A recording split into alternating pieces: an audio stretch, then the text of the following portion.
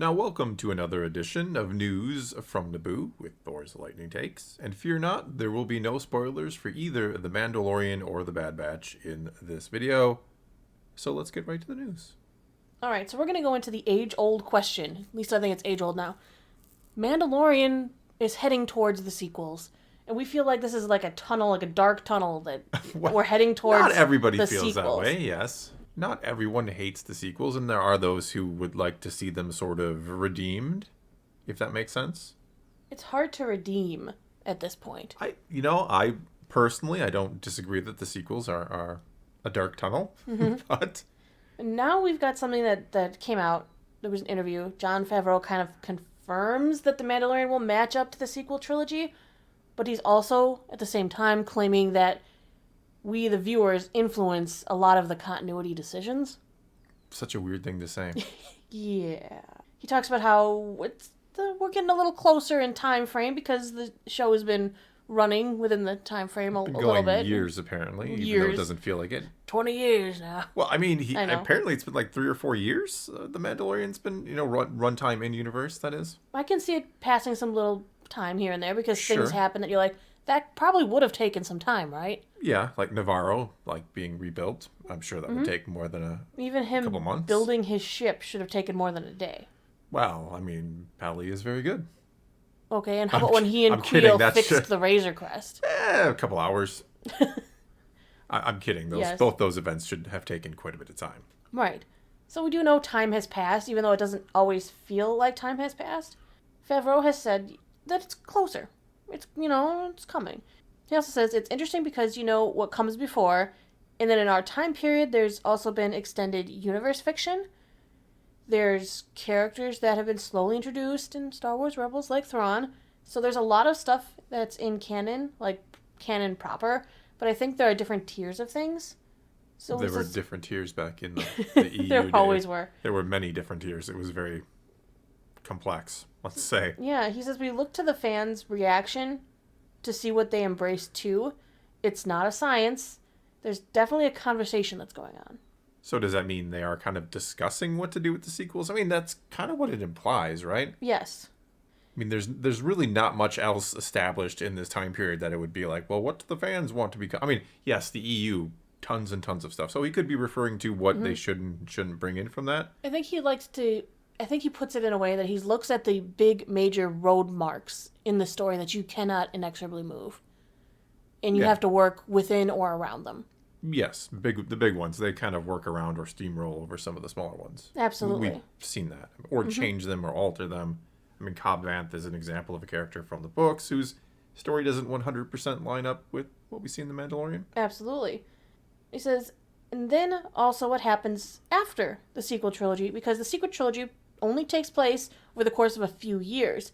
It's a big thing on the screen, and it's a very eventful, but it is a relatively brief moment in history over the course of thousands of years that Star Wars takes place. And so what happens after is interesting too.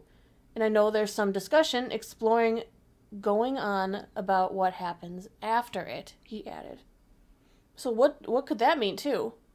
Well, Does it mean the Mandalorians could fill the power vacuum left after the New Republic and the First Order go at it? I think so.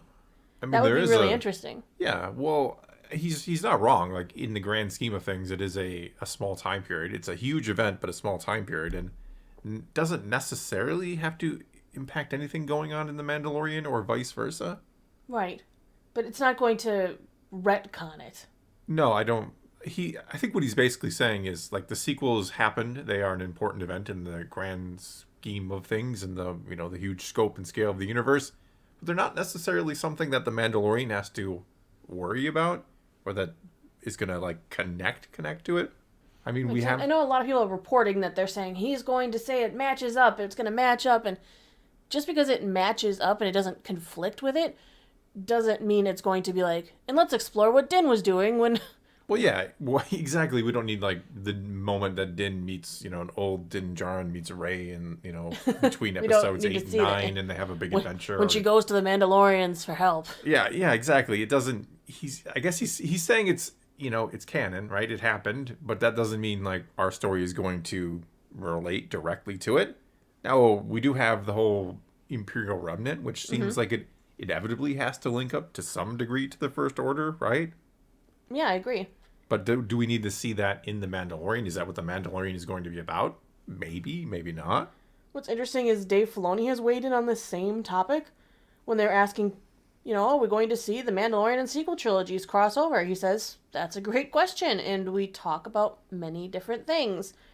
That's a question for a bunch of characters, by the way, not just Grogu. Where are they during these events? If anything, having made the Clone Wars and weaving a tale so intricately between two movies that were much closer together, I've learned that there's expansive room in this galaxy for us to tell stories and have characters doing things. He said, when I was a kid, when Yoda said, when I'm gone, the last Jedi will you be to Luke, I took that very literally. Well, now we know that's anything but true. He once took it literally. He does. There are many different people that could wield the Force, and maybe Luke is the last Jedi, as far as what Yoda would consider a Jedi. So we'll just have to wait and see how the story evolves and what makes sense, but in my experience, there's definitely a way to weave everything together and make it exciting. It's possible it would never even have to cross over with what we saw in the sequel trilogy if the story has us somewhere else. I think what they're both saying is, look, the sequel trilogy happened, right? It's canon. We don't have the authority to undo that. No. That would have to come from on high. Even above a Kathleen Kennedy, that would have to be a Disney decision to say that our trilogy that we spent all this money on isn't actually part of your Star Wars story anymore.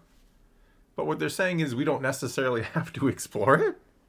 We don't necessarily have to intentionally lead things into it. It's a big galaxy. There's a lot of stories. And yeah, it happened here, over there, but that doesn't mean our characters are going to be a part of it. They may not be around. Yeah. It's a big galaxy. It's a big, and like Favreau even points out, it's not a very huge story. No. It's a very short in time. It's about a year, all told. And other things that are interesting, the fact that we've heard the rumor, and I know you love when I bring it up, about going to the new beyond. Ahsoka, they're going to wherever the Purgle took Ezra and Thrawn in Rebels. Yes. If they are indeed going somewhere that's far away, maybe uncharted, brand new, could explain why they're not around. Well, yeah. They missed it. Like I've said before, it's very likely, I don't know about likely, but it's not impossible that The Mandalorian is trying to intentionally circumvent the sequel trilogy, that it is going somewhere else, so it doesn't even have to worry about are events going to line up, or is it going to confirm that it's canon? Yes. It's just going to go do its own thing. It's almost like they're acknowledging, look, the sequel, it happened, but we aren't really involved with that. Yeah. Which is, I mean, you could take that any way you want. You could take that as them just wanting to tell their own story. You could take that as them dissing the sequels. You could take that as them maybe leaving it for someone else to explore. There's a lot of ways to look at it. Not to mention, there's a lot of story left to tell with The Mandalorian, at least as far as I understand. Season 4 is written, but they've said in the past they don't like to write themselves into an ending. Which is good, yeah. If there's no end in sight for them, why should we all be worried? I'm not terribly concerned. I think Mando will do its own thing. Yeah, I mean, I hear a lot of people that, once it confirms the sequels are a thing, I'm going to bail on The Mandalorian. I think that's just a reality. That the sequels are there, they're not going anywhere, but I don't think The Mandalorian is, intentionally... I don't think its goal is to, confirm the sequels and to make them a thing, or to lead into them, or make them better, or anything like that. No, I think they're just two things happening at the same time in different places. Yes. Not to mention it's called The Mandalorian. I mean, it's not really... The name alone tells us this is not the prequel to the sequels, right? It's telling us this is The Mandalorian. It's the story of the Mandalorians and Din Djarin and Grogu and all these other things. Now, has a character like Luke been brought in, who is obviously a part of the sequels? Again, I don't think its intent is to line up with the sequels or be a part of them necessarily. No. I think the interesting question, again, is if Thrawn is brought in, we have the Imperial Remnant. How does that play into the First Order and all of that? Unless all of the Mandalorians have to go to wherever the New Beyond is and stop him. Maybe he's the looming darkness, and they're worrying about stopping that, and so they miss the sequels. Well, the First Order does its own thing.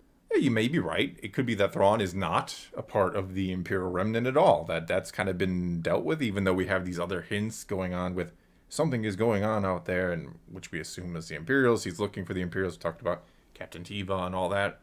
But it could be that this New Beyond is where Thrawn is. They're fighting the Grisk, or who knows what else is going on. The Grisk, of course, being from the Thrawn novel, so could be that that's where the Mandalorians go. Yeah, we've got nothing but interest and intrigue going forward in my head. Yeah, I'm curious to see what they do. I mean, do I want them to line this up with the sequels and do all that? Well, not necessarily. I mean, I would love it if something could be done to make the sequels feel better. Do I think that's an easy task? Do I even think that's a possible task? I don't know. It depends on who does it and how they do it, right? Absolutely. I never want to leave the door closed on anything. I'm never going to love some of those movies, right? I'm never going to be a big fan of The Last Jedi. I don't care what they do, but that doesn't mean I can't just deal with it being there, especially if we kind of build some off-ramps and some detours around it. All right, well, I think that's all we got for you this time. So now it's your turn to take to the comments below and tell us what you think about connecting to the sequel trilogy. What do you think Dave and John are saying here? Do you think that they're just kind of saying, yes, they're there, but that doesn't mean we're going to do anything with them? Or do you think they're saying, eventually maybe we will kind of tie into all that? Whatever the case may be, leave your comments below. Let's talk some Star Wars. And until next time, thanks for watching.